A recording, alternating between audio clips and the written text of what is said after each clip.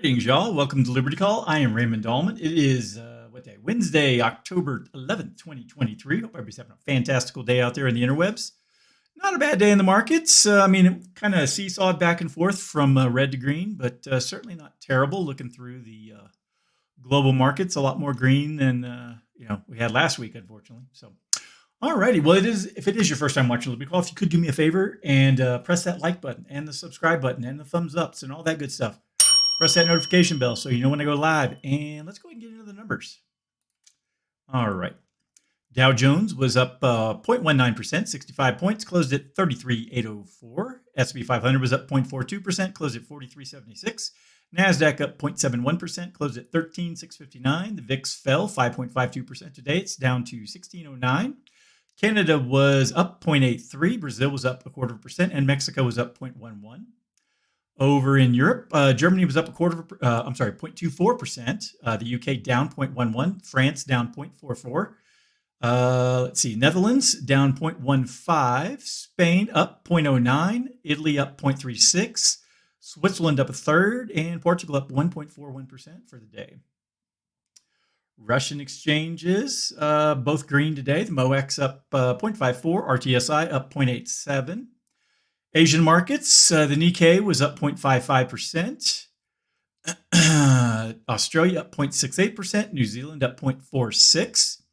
In China, the Shanghai was up 0.12%. The Shenzhen Component up 0.35%. China 50 up 0.37%. DJ Shanghai up 0.18%. Hang Seng up 1.27%. And the Taiwan weighted up 0.92% for the day. All right. So the big news today is that the Fed minutes came out. We're going to cover that in a short bit. So let's go ahead and get to the market recap and see what it has to say. S&P 500, Nasdaq turned positive after the Fed minutes. S&P 500 and Nasdaq experienced a volatile session, turning positive after the release of the minutes from the Federal Reserve's latest meeting. The minutes revealed a cautious stance among policymakers due to economic uncertainty. Despite hotter than expected inflation data, investors initially shrugged off concerns. The Fed's uncertainties were seen as a rationale for a careful approach in determining additional policy measures. The market showed a choppy trajectory, with initial gains turning lower before recovering post the Fed minutes. Analysts noted that some profit taking was natural after a series of sessions with gains. The initial reaction to the Fed minutes was described as muted, lacking surprises. Real estate and utilities were leading gainers among the S&P 500 sectors, each adding around 1%. While the energy index lagged, almost down 2%. ExxonMobil shares fell 4% after the company agreed to acquire Pioneer Natural Resources in a $59.5 billion all-stock deal. The upcoming focus for investors includes Thursday's consumer inflation data and the beginning of earnings season on Friday. Earlier data showed higher than expected U.S. producer prices in September, driven by increased costs for energy products. In the midst of the market activity, geopolitical concerns in the Middle East persisted, with Israel conducting airstrikes in Gaza. Fed Governor Michelle Bowman reiterated the likelihood of further tightening of monetary policy, while Governor Christopher Waller highlighted the central bank's ability to observe and respond to interest rate developments. Market dynamics were influenced by ongoing conflicts in the Middle East, contributing to safe haven flows and impacting Treasury yields. The 10-year note yield showed little reaction to the Fed minutes. The session reflected a nuanced market sentiment influenced by economic uncertainties, geopolitical tensions, and upcoming economic data and earnings releases.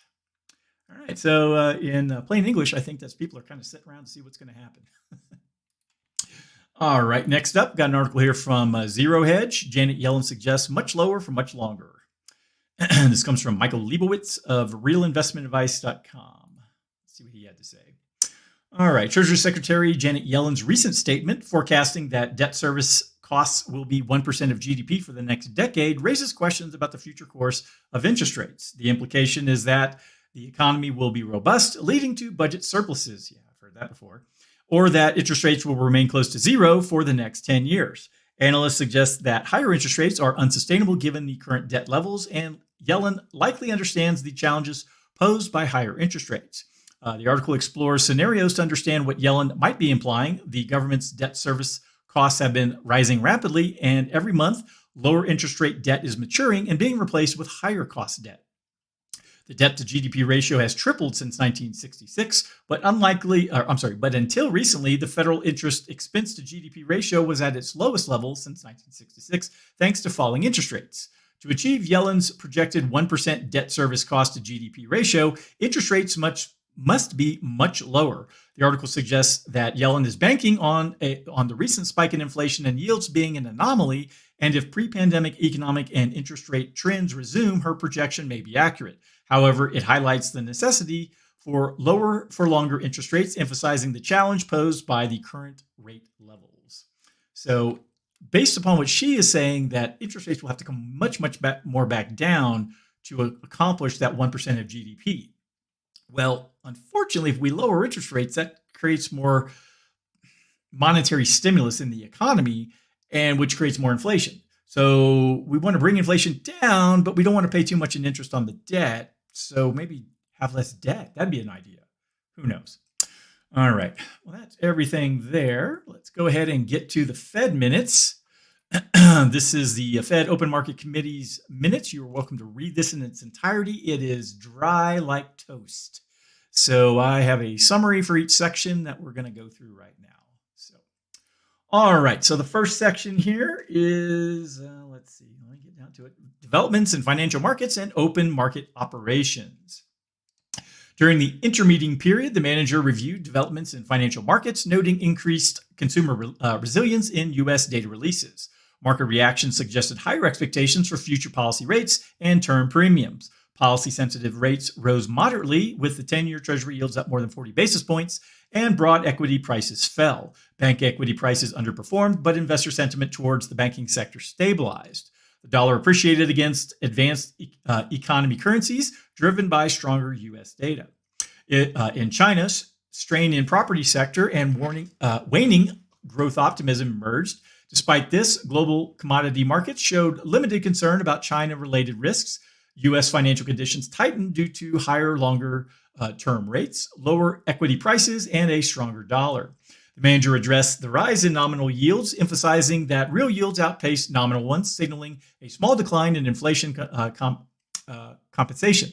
Inflation expectations remain anchored. Factors contributing to higher yields included robust economic data, a possible rise in the neutral policy rate, increased economic and policy uncertainty, and higher Treasury borrowing. Household and corporate borrowing rates increased, aligning with Treasury yields, but the full impact of past monetary policy actions on these sectors might take time. The manager anticipated no change in policy rate for the September FOMC meeting. Money market usage of the on-RRP facility declined, influencing a shift to other instruments, while the facility continued to set effective floor for the federal funds rate. Reserves exceeded $3.3 trillion, and the survey of primary dealers indicated lower on-RRP participation and higher reserves. The committee unanimously ratified the domestic transactions with no foreign currency intervention during the intermeeting period. All right, next up is the staff review of the economic situation. As of the September 19th and 20th meeting, economic indicators painted a picture of solid real GDP growth in the third quarter in the United States. The labor market remained tight with a low unemployment rate, though job gains were slowing. Consumer price inflation, while still elevated, showed signs of slowing. The imbalance in labor demand and supply appeared to ease, with slower growth in non-farm payroll employment and declines in the private sector job openings rate and quits rate. Although the unemployment rate edged up to 3.8% in August, the labor force participation rate and unemployment to population ratio was also rose slightly. Wage data reflected this easing trend. Consumer price inflation, while still high, exhibited signs of moderation, with both total and core PCE price inflation lower than a year earlier. Various measures, including the trimmed mean measure and the consumer price index, indicated a slowdown in inflation. Survey measures of short-term inflation expectations declined but remained above pre-pandemic levels, while medium to longer-term expectations stayed within pre-pandemic ranges. Real GDP expansion in the third quarter looked solid, especially in private domestic final purchases, a composite measure indicating momentum in personal consumption expenditures, residential investment, and business fixed investment. In the international area, U.S. real goods exports increased in July, while imports also rose. widening the nominal U.S. international trade deficit. Foreign economic growth slowed in the second quarter, influenced by challenges in the Chinese property sector and monetary policy restraint in Europe. Third quarter data suggests continued subdued global economic activity. Foreign headline inflation remained elevated, prompting some central banks in advanced foreign economies to raise policy rates despite economic slowdowns. In contrast, central banks in emerging market economies generally held or even reduced rates amid easing inflationary pressures. Next up, staff review of the financial situation. During the intermeeting period, robust economic demand contributed to moderate increases in the market implied path of the federal funds rate and yields on short-term Treasury securities. Medium and longer-term nominal Treasury yields rose more substantially due to higher term premiums and increased real yields. While stock prices declined somewhat, corporate bond spreads remained stable. Financing conditions tightened, leading to moderate increases in borrowing costs. Factors behind the rise in longer-term forward rates, including higher term premiums and upward revisions to market views on the Treasury debt trajectory. Real yields increased, leaving inflation compensation measures relatively unchanged. Near-term expectations for the federal funds rate slightly rose, and the expected path further out increased moderately. The dollar appreciated as U.S. economic data outperformed, while foreign economic growth slowed. Long-term yields in advanced foreign economies increased, influenced by higher U.S. yields. Global equity prices declined, and emerging market funds experienced moderate outflows. In domestic credit markets, borrowing rates for various entities increased moderately, reflecting higher yields on longer maturity Treasury securities. Bank credit conditions tightened somewhat, but credit remained generally accessible for businesses and households. Commercial and industrial loan balances contracted, while commercial real estate loans increased at a slower pace. Credit quality deteriorated across several sectors, with delinquency rates rising, especially in the commercial real estate and small business loan sectors. However, home mortgage payment performance improved, and credit quality remained strong for municipal borrowers. All right, next, staff economic outlook. The staff's economic forecast for the September FOMC meeting was more optimistic than in July, anticipating resilient consumer and business spending despite tight financial conditions.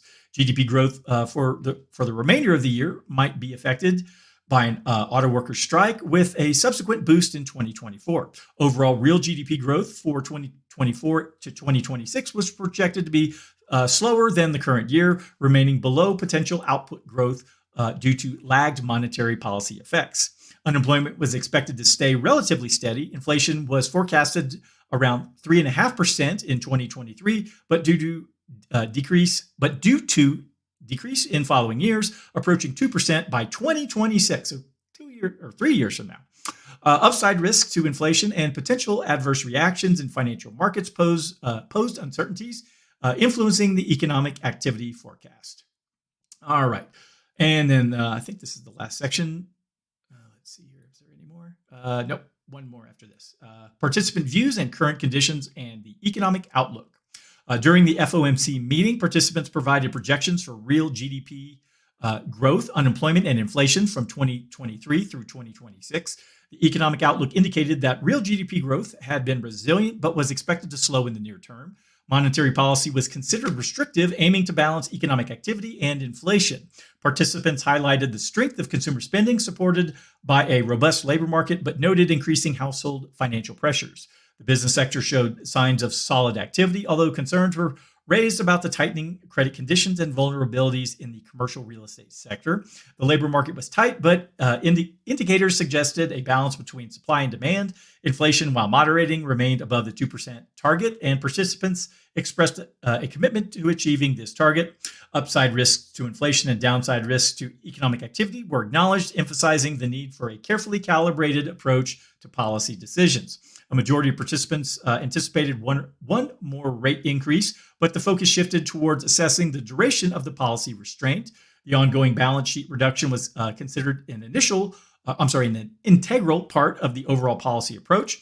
The uncertain economic outlook and risk management considerations underscored the importance of proceeding cautiously in determining future policy firming. All right, and then lastly, the community policy actions.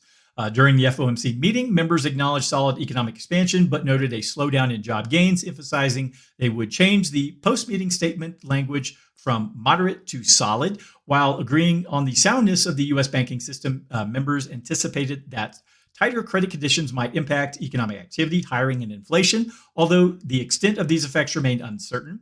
With a commitment to achieving maximum employment and a 2% inflation, the target federal funds rate was maintained at 5.25% to 5.5%.